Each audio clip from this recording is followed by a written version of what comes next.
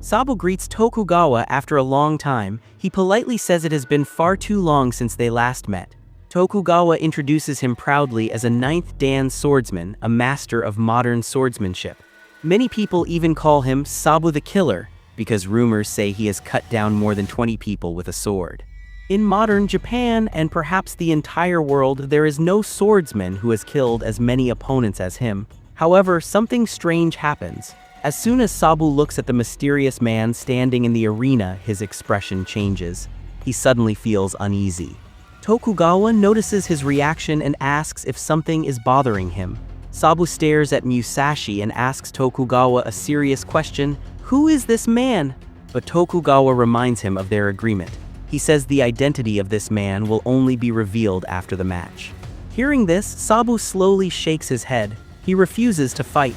He explains that he is not a young man anymore and he will not throw his life away for no reason. Tokugawa is confused. He asks why he would say something like that. Sabu then reveals something shocking. He says that from the moment he stepped into the arena, he has already been cut down 6 times by the man standing in front of him. And just then, it happened again, making it 7 times in total. Tokugawa is confused and asks what he means. Sabu explains that even though Musashi hasn't moved at all, his instincts as a swordsman allow him to visualize the entire battle instantly. In that imagined fight, Musashi defeats him every single time. Musashi then describes the attacks one by one. The first strike is a technique called hachimanji. In this attack, he slices straight down from the head through the body, splitting him perfectly in 2, forming a shape like the character for the number 8. The second strike cuts his neck because he left himself wide open. The third attack slices through his shoulder, cutting deeply through his body. The fourth strike comes from the side, splitting the front of his body from the back. The fifth strike cuts across his chest. The sixth strike is a diagonal slash across his body. And the seventh and final strike cuts across his chest and shoulders, taking both of his arms. Then he says Sabu offered almost no resistance, which made the victory easy. Sabu immediately objects. He insists that he did resist. Even though the battle only happened in his mind, he fought with everything he had. Tokugawa asks an unbelievable question. Does that mean the battle has already been fought even though they are just standing there? Sabu confirms it. According to him, the result of the fight is already clear. When he counts the imagined outcomes, the score becomes obvious. 7-0. The match is already decided.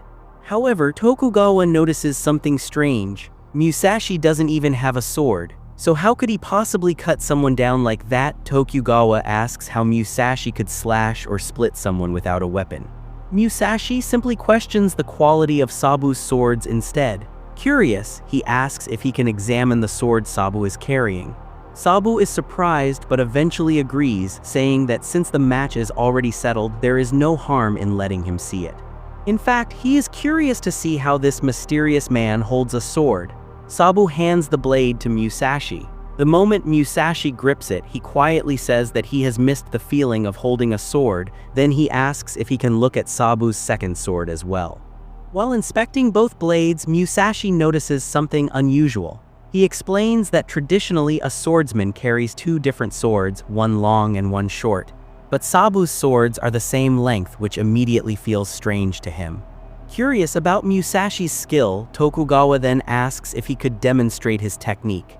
Musashi calmly agrees, but first asks a terrifying question. "Before I demonstrate, which one of you should I kill?" Both of them panic for a moment, but Musashi quickly laughs and says he was only joking. Then he gives his honest opinion about the swords. He says the blades look beautiful, but the metal has not been properly tempered. Because of this, they are not real killing weapons. To prove his point, Musashi swings both of the swords. Both blades break off from the handles instantly. Both of them are shocked. Musashi explains that although the swords look convincing, they cannot truly be called real swords if they cannot even survive a single swing. According to him, a weapon like that could never kill anyone in a real battle. Hearing this, Sabu becomes furious. He shouts that he has been a swordsman for more than 60 years and he has never heard of a sword breaking from a single swing. He demands to know who this mysterious man really is. Musashi calmly answers, "My name is Miyamoto Musashi, it's a pleasure."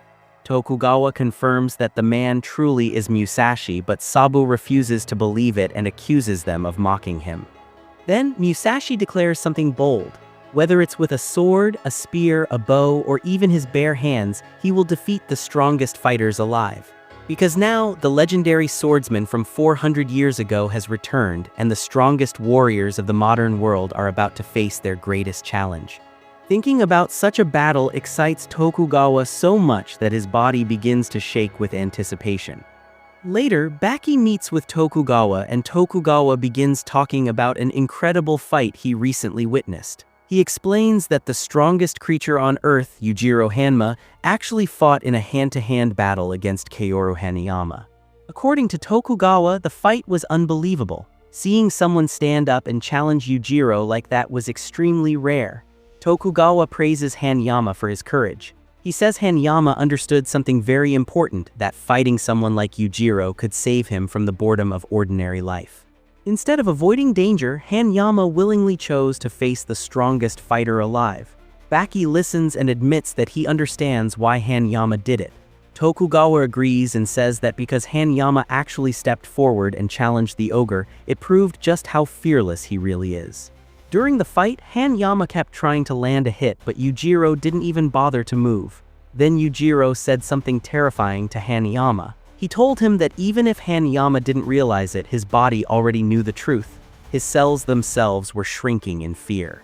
Hearing those words, Hanayama gathered everything he had, and that day, he made the strongest charge of his life and threw the cleanest punch he had ever thrown. Yujiro even allowed him to attack first. Hanayama's massive fist came within inches of Yujiro's face. But at the last second, Yujiro calmly pulled one of his hands out of his pocket and countered with a devastating punch, the famous pocket punch. The blow hit Hanayama directly in the face with incredible power. To show how strong the hit was, Tokugawa then shows Baki a video recorded by a nearby convenience store's security camera. In the footage, the huge 350-pound Hanayama is suddenly sent flying through the air and crashes straight into the store. His body smashes through several shelves before finally stopping in the back of the shop near the bento section. Normally, a hit like that would destroy a person, but surprisingly, Hanayama was actually smiling after it happened. For him, the fight had finally broken the endless boredom of everyday life. After finishing the story about the fight between Hanayama and Yujiro, Baki suddenly brings the conversation back to something else that has been bothering him. He asks Tokugawa directly who the person in the next room is. Baki says he can clearly sense someone extremely powerful behind the door. He starts asking questions. Is the person a man or a woman? Are they even human? Are they weak or incredibly strong? And most importantly, are they here to fight him? Tokugawa tries to play it off casually, saying there are many people working in the building, so it's normal for someone to be in the next room. But Baki isn't convinced. He reminds Tokugawa that he is the son of Yujiro Hanma, and because of that he can sense powerful presences. According to him, there is definitely something dangerous behind that door. Tokugawa then asks Baki who he thinks it might be. Baki pauses and then admits that he actually has no idea. He laughs and says this isn't a movie where he can magically know everything.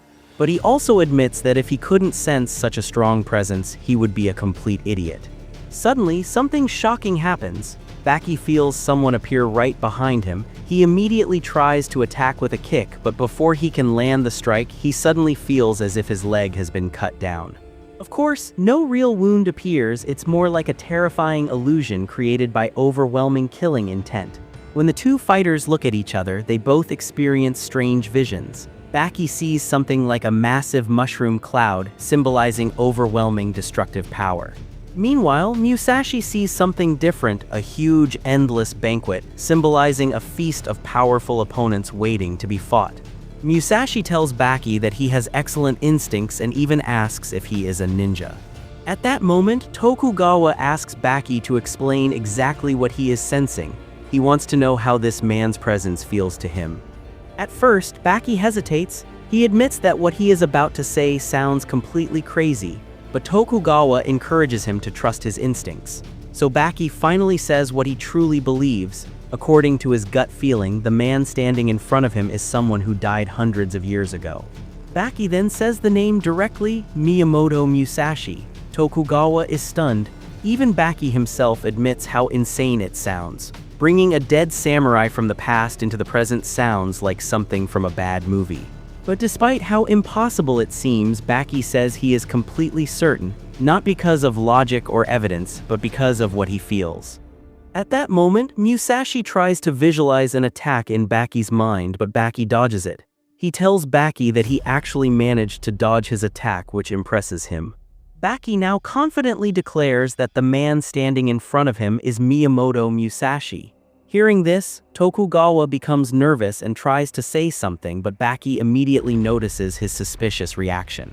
Baki smirks and asks if Tokugawa is acting strange because he guessed the truth.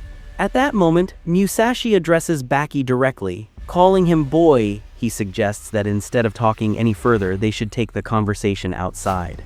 The two of them walk outside and Tokugawa silently wonders which one of them is stronger. They decide that the open area outside is a good enough place for a fight.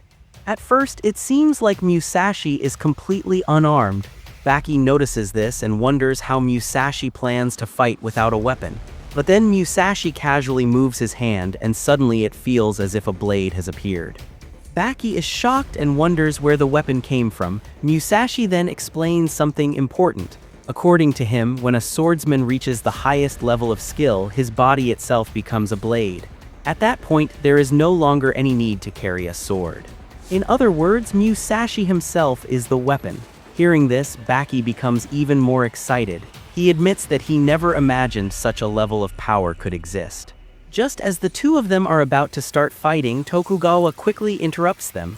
Tokugawa worries that such an incredible battle shouldn't happen randomly outside like this. A fight between these two warriors would be too important to waste, but Baki disagrees. He says that if they came all the way out here and didn't fight, that would be the real waste. At that moment, Musashi asks Tokugawa something interesting. He asks who this young fighter is. Tokugawa reminds Musashi that he made him a promise earlier that he would introduce him to strong fighters in this era. Then Tokugawa explains that Baki is one of the strongest fighters in modern Japan. Curious, Tokugawa asks Musashi to evaluate Baki's strength. After observing him for a moment, Musashi calmly gives his opinion. He says that compared to the famous warriors from his own era, fighters like Arima and Akiyama, Baki would probably not have much trouble defeating them. Suddenly, Baki launches a lightning-fast kick toward Musashi, but Musashi reacts instantly. He effortlessly grabs Baki's other leg and lifts him into the air as if he were holding a sword. While holding him like that, Musashi curiously asks if Baki comes from Ryukyu, because he once heard about a martial art from those islands that uses powerful kicking techniques. Baki tries to attack again, but Musashi tightens his grip and presses Baki's leg, causing him intense pain. Musashi calmly analyzes Baki's fighting style. He says it's an interesting technique, but standing on one leg during a fight makes a fighter unstable. Even so, he admits that Baki is not unskilled. In fact, since this is a real battle, Musashi decides to test something.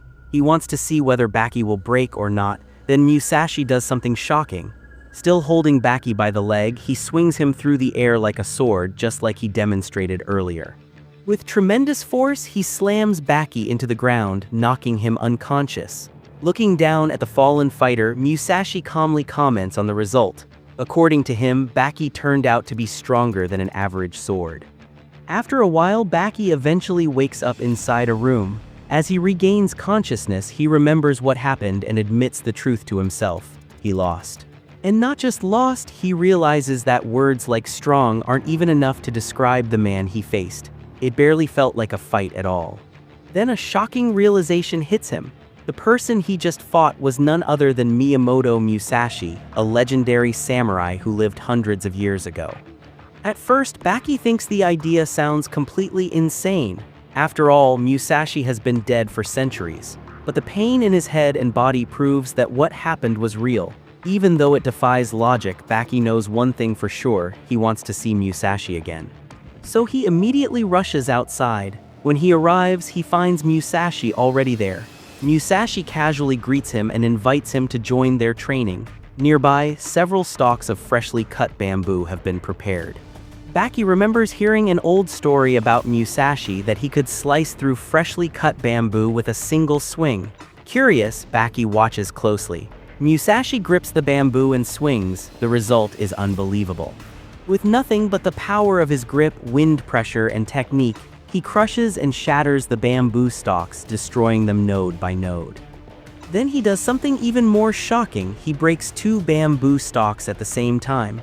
One after another, the prepared bamboo poles are splintered and smashed to pieces as if they were nothing.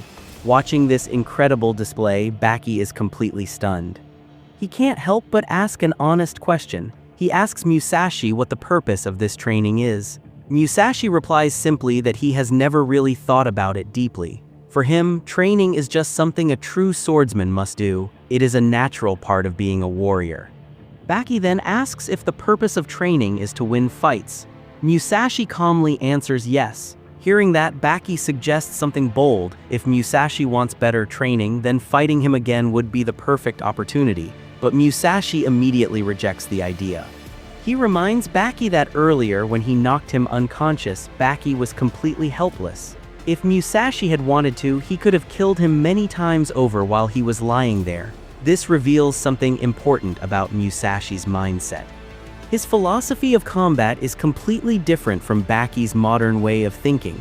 To Musashi, a fight is not a sport, it is a matter of life and death. Realizing this, Baki feels embarrassed about asking for a rematch. Instead, Musashi tells Baki to try the bamboo training himself. Baki accepts the challenge. With a fast kick, he strikes the bamboo and cuts it cleanly through one of its nodes, which is extremely difficult to do. Musashi is impressed and notes that Baki performed the move even faster than before. At that moment, Tokugawa proudly says that Baki is the strongest young fighter in the world. Musashi agrees that Baki is very fast, but he gives a blunt assessment. Baki may be fast, but he is not yet a true warrior. Then Musashi suddenly announces that he wants to go out and explore the modern world. Tokugawa immediately objects. He says Musashi cannot go outside alone because the modern world is completely different from the era Musashi came from. He might get into serious trouble.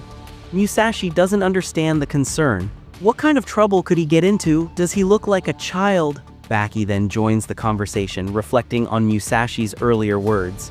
He points out the paradox. Musashi is too naive. He had said that Baki should already be dead, yet he hadn't finished him off. Then, without warning, Baki strikes with a jab, demonstrating modern combat principles. He explains, whether it's modern martial arts, fighting sports, or combat disciplines, the fastest move in all of them is the jab, and confidently declares, "I am faster than the speed of light." And that's where episode 4 ends. If you enjoyed this episode and want more, leave a comment on this video and I'll bring the next one soon. Thanks for watching.